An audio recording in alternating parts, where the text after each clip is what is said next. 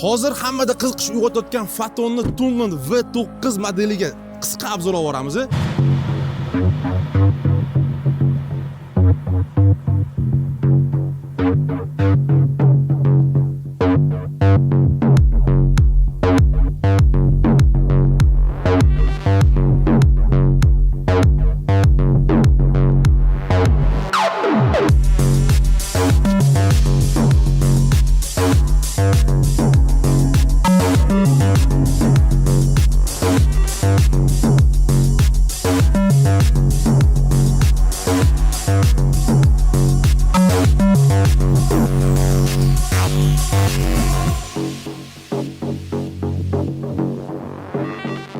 Mashinamiz gabaritiga keladigan bo'lsak, uzunligi 5617 mm, balandligi 1910 mm, eni bo'lsa 2000 mm.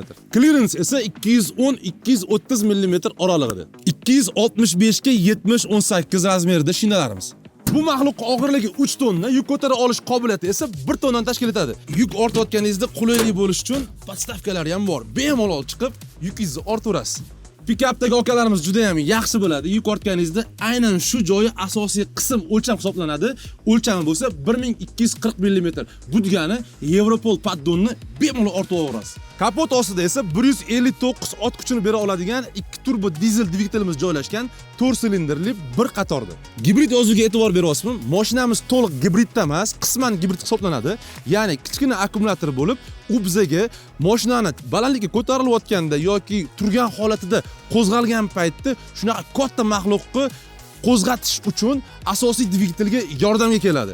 Bu esa yonilg'i sarfini ancha kamayishiga yordam beradi. Bu old ko'rinishni esa qaysi avtomobilga o'xshatganingizni izohlarda yozib ketish esingizdan chiqmasin albatta. Pikap mashinalari uchun noodatiy bo'lgan navrotlar to'lib ketgan ekan mashinada.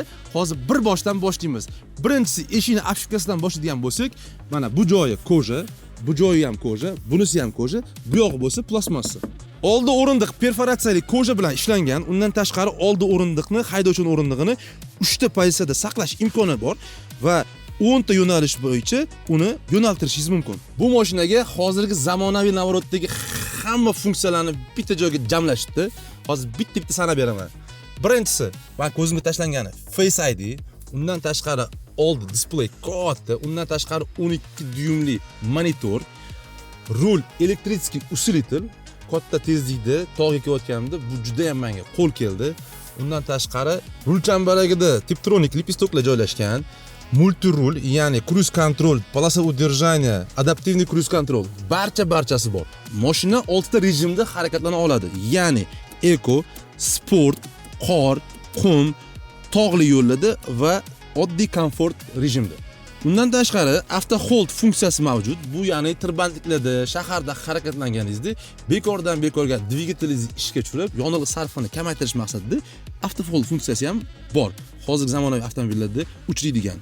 Undan tashqari 360 kamera, HDC ya'ni tepaliqdan tushishda foydalanadigan funksiya, antiskольжение va eng kerak bo'ladigani yo'l tanlamaslar uchun 2H, 4H va 4L funksiyasi ham mavjud. Hozirgi kunda hamma pikaplarda ham to'liq panoramali lyukni topa olmaysiz. Ya'ni bu panoramani o'zi emas, lyuk bo'lib ochib ishlatsangiz ham bo'ladi. Katta bar bilan podstakannikka endi etib o'tirmasam ham bo'ladi. Orqa o'rindiqdagi yo'lovchilarni ham esdan chiqarishmabdi. Ular uchun qulayliklar yetarlicha. Podlokotnik disnami, oyoq o'tiradigan joyingizdagi bemalol masofa, undan tashqari 220 voltdagi tok beradigan port, 2 ta USB port va 2 ta orqa o'rindiq uchun isitish funksiyasi ham mavjud. Shu govdasiga 100 kilometrga 10 dizel yonilg'i sarf qilar ekan. Ishonish qiyin. Yaqinda sinab ko'ramiz. Izohlarda o'z fikringizni yozib ketsangiz, biz hammasini o'qib chiqamiz. Sizning fikringiz biz uchun muhim.